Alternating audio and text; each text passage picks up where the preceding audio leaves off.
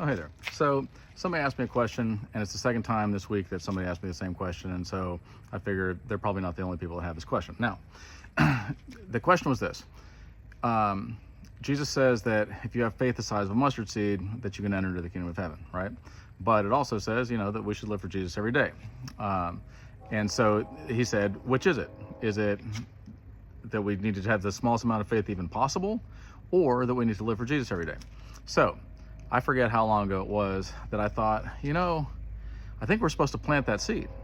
I think we're supposed to take the mustard seed, even the smallest seed that is in existence, take that small seed and actually plant it in the ground, and then water it and make sure it gets sunlight, nutrients, and all the things that it needs, so that it can grow and have fruit, in this case mustard seeds, 30, 60, 100 times as much as what was planted. Now, here's another interesting thing.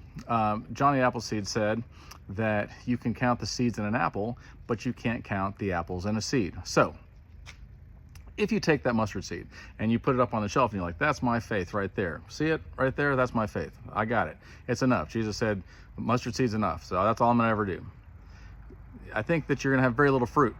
However, if you plant that, then it's exponential, and there is no limit to how much you can get out of this, because you can plant that will grow into however many other seeds, and then those can all be planted, and those can grow into however many other trees that can be planted, and so on and so forth. It's exponential. So my answer to your question is this. Yes, the thief on the cross did very little, and Jesus said, today you'll be with me in paradise. Okay, so that is one side of it. Like, all you need is the smallest amount. Also, there's a verse that says that at the end, that a man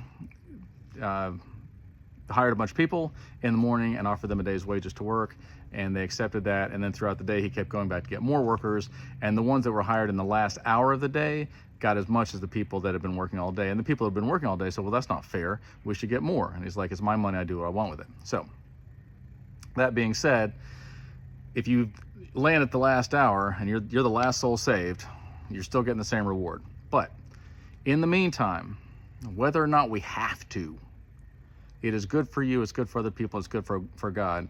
If we take what he's given us and we plant that and we put it into action, we put our faith into action, we grow and we help other people, and then we help them to grow, and we disciple other people. That's what he said. He said, go and make disciples of all nations, okay? And that means that we have to, the teacher always learns more than the student. So we have to learn enough that we can teach somebody else, which is more challenging than it sounds. And we have to put that faith in action. We have to be like, you know what? I'm going to love people no matter what. I'm going to obey God no matter what. And then you do that, and then you realize, I've grown. And you look behind you and you go, I've come a long way. Or you look down and you go, I've come a long way up this mountain, whatever it may be.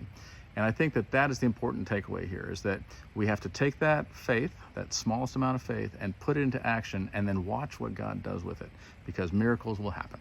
I hope that answers your question. Love you guys. Have a wonderful day. I'm going to go play some music.